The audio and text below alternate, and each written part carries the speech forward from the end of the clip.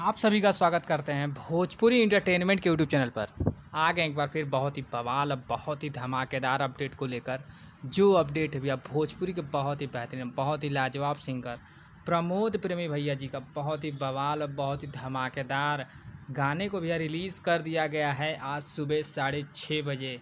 जैसा कि आप सभी लोग स्क्रीन पर देख रहे होंगे, जिस गाने का भैया नाम है ऑपरेटर भतार।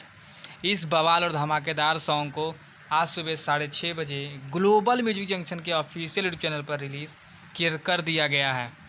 वहीं पर इस गाने की बात की जाए तो इस गाने को भैया गाया है प्रमोद प्रेमी यादव जी ने, और उनके साथ इस गाने में भैया फीचरिंग करते हुए नज़र आ जाएंगी अंकिता पांडे जी।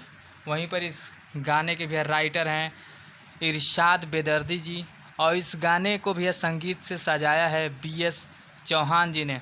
वहीं इस गाने के भैया कोरियोग्राफर हैं गोल्डी जायसवाल और सनी सोंकर जी।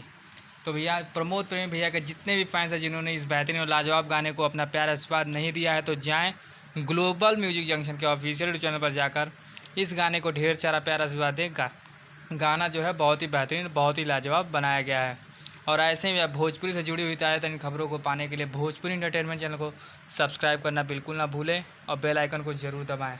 तो फिर मिलेंगे हम ऐसे ही बवाल और धमाकेदार अपडेट को लेकर। तब तक जय हिंद, जय भोजपुरी।